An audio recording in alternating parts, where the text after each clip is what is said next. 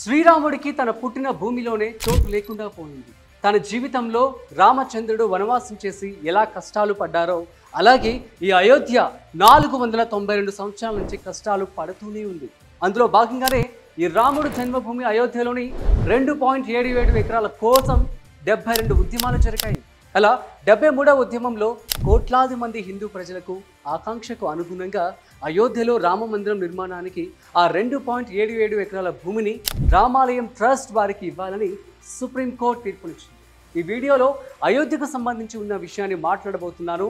అసలు అయోధ్యకు ఆ పేరు ఎలా వచ్చింది, అయోధ్య చరిత్ర ప్రత్యేకతలు ఏంటి, అసలు అయోధ్యలో రామాయణం నుంచి గొడవ ఎలా మొదలైంది, ఎందుకు గొడవలు జరుగుతున్నాయి, హిందువులు ముస్లింలకి గొడవలు ఎందుకు జరిగాయి, చివరికి అయోధ్య గుడి యొక్క ప్రత్యేక విశేషాలేంటో తెలుసుకుందాం. అండ్ ఈ వీడియోని మిస్ అవ్వకుండా ఎండ్ వరకు చూసేయండి. నమస్తే, welcome to freedom of business Telugu YouTube channel. నేను మీ రాజీవ్ పసుపులేటి.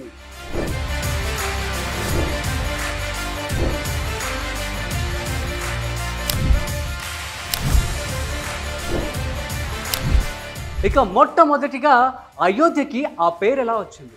పురాణాల్లో మహారాజా అయిన ఆయుధ్ని శ్రీరాముని యొక్క పూర్వీకులుగా చెప్పుకునేవారు. అతని పేరు సంస్కృత పదమైన యుద్ధ్ నుంచి వచ్చింది. మహారాజా అయిన ఆయుధ్ ఈ నగరంలో పుట్టినందువలన అయోధ్య అనే పేరు వచ్చింది. అంటే అయోధ్య అంటే జయించే సఖ్యం కానిది అని అర్థం. ఇక గౌతమ బుద్ధుని కాలంలో ఈ నగరాన్ని పాలి భాషలో అయోధ్య హాగాను పిలిచేవారు. ఇది కూడా సంస్కృతంలో అయోధ్యని ఆర్జాలు ఇస్తుంది. అయోధ్య భారతదేశంలోని అతి పురాతన నగరాల్లో ఒకటి. ఇది సముద్ర మట్టానికి 305 అడుగుల ఎత్తులు ఉత్తరప్రదేశ్లోని ఫైజాబాద్ జిల్లాలో 6 కిలోమీటర్ల దూరంలో ఉంది. దీనిని సాకేతపురం అని కూడా అంటారు. ముఖ్యంగా చెప్పుకోవాల్సింది శ్రీరాముడు అవతరించిన ప్రదేశం అయోధ్యనే. అలాగే రామాయణ మహాకావ్య ఆవిష్కరణకు మూలమైన ఈ అయోధ్య ఒకప్పుడు కోసల రాజ్యానికి రాజధాని కూడా. ఇక దశరథుడి రాజ్యమైన పాలనలో ఈ అయోధ్య స్వర్గాన్ని గుర్తు చేసే అద్భుత నగరంగా అనిపించేది. ఇక్కడ ఉండే ప్రతి ఒక్కరూ తన సొంత కష్టాన్ని నమ్ముకొని వారికి ఉన్న దాంట్లో తృప్తిగా, ఎంతో నిజాయితీగా, దురాశకు దూరంగా జీవించేవారు. అలాగే ప్రతి ఇంట్లో ధాన్యం రూపంలో సంపదలు ఉంటూ ఉండేవి. ఇక దశరథ మహారాజు రాజ్యం అంతా కూడాను అజ్ఞానం లేని రాజ్యాంగంగా పేరు తెచ్చుకొని, అలాగే ఇక్కడ అందరూ కూడాను విద్యా బుద్ధులు నేర్చుకొని జ్ఞానోదయం కలిగిన వారిగా ఉండేవారు. ఇక రాజ్యంలో ప్రశాంతతను, రాజ్యాన్ని రక్షిస్తున్న దశరథ మహారాజు గారి మార్గదర్శకత్వంలో ఆయన రాజ్యం అంతా కూడా శ్రేయస్గా, అదేవిధంగా ధర్మంతో, సామరస్యంతో వెలిసి ఉండేది. ఇక మూడో విషయానికి వస్తే అయోధ్య ప్రాంతంలోని రామాయణ నిర్మాణ గొడవలు. అసలు అయోధ్యలో ఇప్పుడు మనం చూస్తున్న రామాయణం వెనుక ఎంతో పెద్ద చరిత్ర దాగి ఉంది. శతాబ్దాల కాలం నుంచి ఈ వివాదం కొనసాగుతుంది. మనకి స్వాతంత్రం వచ్చిన తర్వాత ఈ వివాదం ఇంకా పెంచుకుంది. ఇక ఉత్తరప్రదేశ్ ఉన్న అయోధ్యలో 2.77 ఎకరాల స్థలంలో హిందువులు ముస్లింల మధ్య మతపరమైన వివాదం నడుస్తోంది. అయితే రాముడు పుట్టిన స్థలంగా హిందువులు, బాబ్రీ మసీద్ నిర్మించిన స్థలంగా ముస్లింలు, ఇలా వీరిద్దరూ ఈ ప్రాంతంలో అనుబంధం కలిగి ఉండటంతో ఈ ప్రాంతం విషయంలో ఎన్నో గొడవలు విపరీతంగా జరుగుతూ వచ్చాయి. ఇక 1528లో మొఘల్ రాజు అయిన బాబర్ ఈ ల్యాండ్లో మసీదు కట్టమని ఆర్డర్స్ ఇచ్చారు. సో దీని ప్రకారం బాబర్కి పేరుగా అయోధ్యలో ఒక మసీద్ను కట్టారు. ఆ మసీద్కి బాబర్ పేరు మీద బాబ్రీ మసీద్ అని పేరు పెట్టారు. ఈ విషయం ఆ మసీద్ గోడలపై రాసి ఉంది. అలాగే ప్రభుత్వ పత్రాలపై కూడా ఉంది. అలాగే రాముడు గుడి పడగొట్టి మసీదు కట్టారని ఎక్కడా కూడా రాసలేదు. కానీ అప్పట్లో మొఘల్ రాజులు ఎన్నో హిందువుల గుళ్లను పడగొట్టి మసీదులు కట్టించారని 1528 నుంచి చుట్టుపక్కల ఉన్నటువంటి ప్రజలు అనుకునేవారు. ఆ తర్వాత 1855లో నవాబ్ పాలన కాలంలో చాలామంది ముస్లింలు మసీద్ దగ్గర చేరి దాదాపు 100 కిలోమీటర్ల దూరంలో అయోధ్య హనుమాన్ గర్హి ఆలయాన్ని స్వాధీనం చేసుకోవడం కోసం గుంపుగా బయలుదేరారని బ్రిటిష్ చరిత్రలో రాసి ఉంది. ఇక 1885లో మొదటిసారిగా అయోధ్య విషయంలో అయోధ్య నివాసి మహావింత రఘువీర్ దాస్ ఆ 2.77 ఎకరాల స్థలంలో రామ మందిరాన్ని కట్టడం కోసం అనుమతి ఇవ్వాలని ఫైజాబాద్ జిల్లా కోర్టులో ఒక అభ్యర్థనను ఇచ్చారు. అయితే అభ్యర్థనలన్నీ కోర్టు ఒప్పుకోలేదు. ఇక ఆ తర్వాత మళ్ళీ 1950లో అయోధ్యలో హిందువులకు ముస్లింలకు మధ్య ఒక గొడవ వచ్చింది. ఆ గొడవలో హిందువులు బాబ్రీ మసీద్ మీద దాడి చేశారు. ఆ తర్వాత హిందువులంతా కూడా ఆ 2.77 ఎకరాల వారికి ఇవ్వాలని, అందులో రాముడి గుడి కట్టించుకుంటామని వాదించడం మొదలుపెట్టారు. అయితే అప్పట్లో ఉన్న బ్రిటిష్ గవర్నమెంట్ అందుకు ఒప్పుకోలేదు.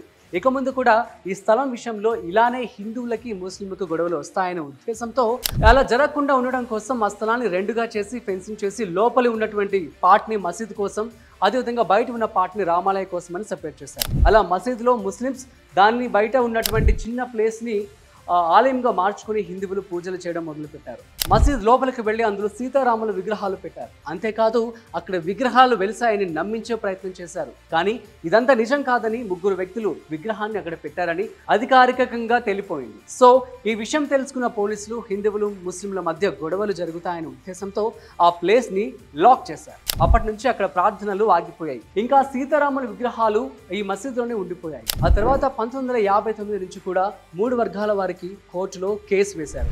ఇక్కడ 3 వర్గాలు అంటే ఒకటి విశ్వ హిందూ పరిషత్, వారు ఈ వర్గంలో హిందువులుగా ఉంటారు. వీరి మాటలు ఏంటి అంటే రాముడు అయోధ్యలో పుట్టాడు కాబట్టి, రామ జన్మభూమి అయోధ్య కాబట్టి ఈ మసీద్ అనేది అక్రమ కట్టడం, ఇంతకుముందు దీని కింద రాముడు ఆలయం ఉండేది అని చెప్పి వాళ్ళు వాదించారు. ఇందుకోసం ఈ ల్యాండ్ మాకే సొంతమని, ఈ ల్యాండ్ మాకిప్పిస్తే రామాలయం కట్టుకుంటామని ఈ వర్గం వారు కోర్టులో అప్పీల్ చేశారు.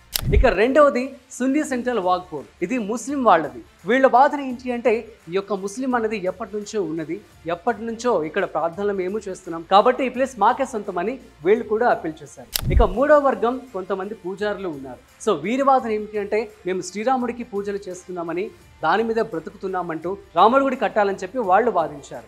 అయితే 1986లో మొదటి వర్గం విశ్వ హిందూ పరిషత్ వారు మరొక కేసు వేశారు. అది ఏంటి అంటే ఈ యొక్క లాక్ చేసిన ప్లేస్లోకి వెళ్ళడానికి, అందులో ప్రార్థనలు చేసుకోవడానికి హిందువులను లోపలికి అనుమతించాలని ఈ కేసు వేశారు. అందుకు కోర్టు ఒప్పుకుంది. ఇక 37 సంవత్సరాల తర్వాత 1986లో తిరిగి ఆ రామునికి హిందువులు పూజలు చేయడం ప్రారంభించారు. ఇక ఆ తర్వాత 1980లో విశ్వ హిందూ పరిషత్ వారు ఆ 2.77 ఎకరాల ల్యాండ్లో రాముడు ఆలయం నిర్మించాలని ఆందోళన ప్రారంభించారు. అయితే ఈ ఆందోళనకు సపోర్ట్గా బీజేపీ నిలిచింది. ఇలా ఈ మొత్తం విభాగానికి పొలిటికల్ సపోర్ట్ లభించింది. అయితే విశ్వ హిందూ పరిషత్ సపోర్ట్ చేయడం కోసం ఈ ఉద్యమాన్ని ముందుకు తీసుకునేందుకు బీజేపీ దేశవ్యాప్తంగా అయోధ్యకు ఒక రథయాత్ర చేయాలని డిసైడ్ అయింది. ఈ ఊరేగింపుకు ఎల్కే అద్వానీ నాయకత్వం వహించారు. అలాగే ఈ సంఘానికి సంబంధించిన వాలంటీర్లు ఇందులో పాల్గొన్నారు. అలా ఈ యాత్ర సెప్టెంబర్ 25 10,000 కిలోమీటర్లు పొడవు ఉండాలనే ఉద్దేశంతో సోమనాథులలో స్టార్ట్ అయింది. అలా సాగుతున్న ఈ యాత్ర వందలాది గ్రామాలు ఇంకా నగరాల నుంచి, అంటే గుజరాత్ దాదాపు 600 గ్రామాలు, ఆ తర్వాత మహారాష్ట్ర, ఆంధ్రప్రదేశ్, మధ్యప్రదేశ్, బీహార్ నుంచి సాగుతూ దాదాపు రోజుకు 300 కిలోమీటర్లు సాగింది. అయితే ఈ రథయాత్ర ప్రయాణ సమయంలో మొత్తం కూడా విశ్వ హిందూ పరిషత్ వాలంటీర్లు మొత్తం కూడా మతపరమైన నినాదాలు చేస్తూ హిందువుల స్థలాన్ని ముస్లింలు ఆక్రమించారని చెబుతూ పోస్టర్లను పంచుతూ ప్రేరేపించారు. ఇక ఎల్కే అద్వానీ బాబ్రీ మసీద్ స్థలంలో రాముని మందిరం నిర్మించేంత వరకు కూడా ఏ హిందూకి శాంతి ఉండదు అని చెప్పాడు. దీంతో ఆయన ప్రసంగం వివాదాలకు దారి తీసేలా ఉందని భావించిన ప్రభుత్వం ఢిల్లీలో ఈ యాత్రను చాలా రోజుల పాటు నిలిపివేసింది. అయితే కేంద్ర ప్రభుత్వం ఆ సమయంలో అద్వానీని అరెస్ట్ చేయాలనుకుంది. ఆ తర్వాత నెలలో అనగా 1990 అక్టోబర్ 23న అతనిని అరెస్ట్ చేయడానికి అధికారం వచ్చింది. దాంతో అద్వానీని ప్రివెంటివ్ కస్టడీలో ఉంచారు. అద్వానీతో పాటు బీహెచ్పీ నాయకుడైన అశోక్ సింఘల్ కూడా అరెస్ట్ అయ్యారు. సో అయితే అద్వానీని అరెస్ట్ చేసిన తర్వాత కూడా చాలా మంది విశ్వ హిందూ పరిషత్ వాలంటీర్లు యాత్రతో పాటు అయోధ్య వైపు వెళ్లారు. ఈ యాత్రను విభాగాలుగా ఆపాలని ఉద్దేశంతో ఆ యొక్క ప్రాంతంలో ఉత్తరప్రదేశ్ ముఖ్యమంత్రి ములాయం సింగ్ యాదవ్ అయోధ్యకు వెళ్లిన కార్యకర్తలు అందరినీ కూడా అరెస్ట్ చేయాలని చెప్పారు. ఆ సమయంలో ఏకంగా 150,000 మందిని అరెస్ట్ చేశారు. అయినా కూడా ఇది ఆగలేదు. మరలా 1992 డిసెంబర్ 6న ఈ మసీద్ స్థలంలో ఆలయాన్ని నిర్మించాలని విశ్వ హిందూ పరిషత్ బీజేపీ సంస్థలు వాలంటీర్లు కలిసి మసీదు లోపల ఒక ర్యాలీ నిర్వహించారు.